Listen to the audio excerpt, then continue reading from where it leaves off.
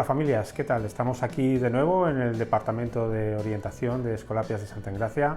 Soy César, el orientador del cole, y hoy vamos a tocar un tema muy importante, me parece a mí, un tema capital por cómo se ha desarrollado en los últimos tiempos, en los últimos años, cómo ha afectado a nuestra manera de comunicarnos, de relacionarnos, de aprender, en fin, a nuestro modo de vida. Ya os imaginaréis que estoy hablando del tema de la tecnología y el tema de las pantallas dentro de la educación en la escuela y en general en nuestros niños y niñas. Muchas veces me preguntáis las familias si las pantallas son peligrosas, positivas, negativas. Pues yo digo que depende de su uso. No nos imaginaríamos, por ejemplo, nunca a un niño empezando a leer, dándole el Quijote para leer, ¿verdad? Pues con las pantallas pasa igual. Es un mundo tan amplio y tan complejo que hay que ir poquito a poco y sobre todo generar buenos hábitos de salud, hábitos de consumo de pantallas que hoy os quiero contar. Vamos a empezar por las edades más tempranas. Mirad, en esto hay que ponerse serios y, por ejemplo, antes de los 2 añitos o 2 añitos y medio, yo diría que 0 pantallas de ordenador, de tablets, de móviles, porque el niño ahí es un cerebro, la parte de su desarrollo es muy temprano y él está todavía generando la diferencia entre su fantasía y la realidad. Entonces, si continuamente le estamos exponiendo a una nueva realidad en la pantalla, podemos generar bastante confusión y luego poquito desarrollo a nivel de exploración y a nivel psicomotor. Por lo tanto, se diría que eso, hasta los 2 añitos, yo diría incluso los 3, 0 pantallas. A partir de ahí, de los 3 años y medio en adelante, control también en cuanto a la exposición. Yo suelo dar una cifra que suele ser diaria, más o menos, 1 hora y media al día está suficiente de pantallas. Y diréis, ¿es mucho? Pues no, fijaros, porque estamos continuamente expuestos a ellas y sin darnos cuenta estamos consumiendo muy por encima de esa 1 hora y media que yo suelo dar, 2 horas para los más mayores. Está comprobado que el exceso de pantallas produce un retraso en el desarrollo tanto del lenguaje como de la capacidad atencional. Hay estudios neurológicos que nos dicen que cuando uno está excesivamente expuesto, estas funciones, tanto la del lenguaje como la capacidad de controlar impulsos, organizar las cosas, hay una parte en el cerebro que se encarga de esto, se desarrolla más tardíamente. Por tanto, cuidado con esto.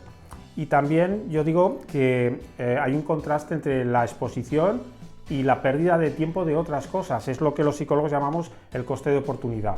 Si estáis expuestos demasiado a pantallas, os perdéis otros aspectos que está comprobado que se dedica menos tiempo a estar con la familia y hablar, a hacer juegos al aire libre, deporte, incluso a jugar con iguales y desarrollar reglas y otro tipo de actividades.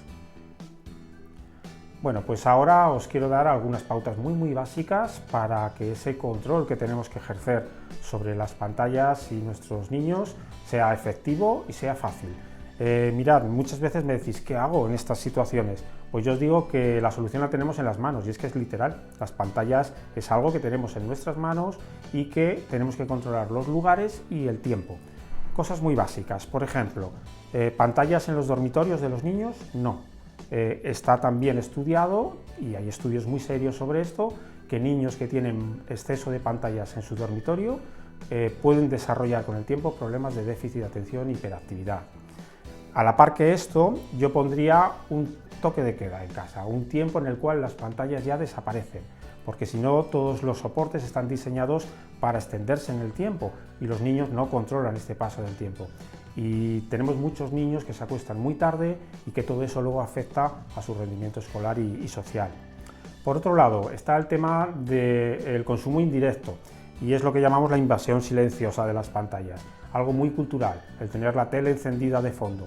También hay estudios sobre esto que nos dice que los que estamos acostumbrados a tener alguna pantalla encendida en los sitios comunes perdemos capacidad de comunicación y oralidad y por tanto el lenguaje se deteriora y la comunicación, y esto afecta a otros ámbitos. Por eso yo os diría que hicierais como un poco de horarios sociales, tener claro en qué momentos las pantallas tienen que estar apagadas.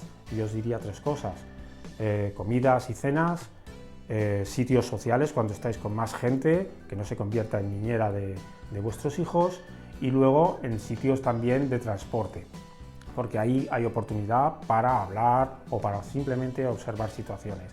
En todas esas partes tenemos que intentar controlar la exposición a pantallas. Bueno, en definitiva os diría, familias, que tengáis en cuenta para recordar las 3 Cs que solemos decir a la hora de tener buenos hábitos. Una es la coherencia, es decir, no les podemos pedir a los niños que no consuman muchas pantallas si nosotros somos muy consumidores. Intentar controlar vosotros también. La segunda C, y de esto hablaremos en otros capítulos, es el control de contenidos.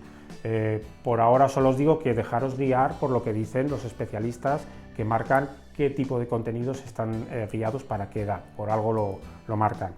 Y la tercera C sería la de compartir.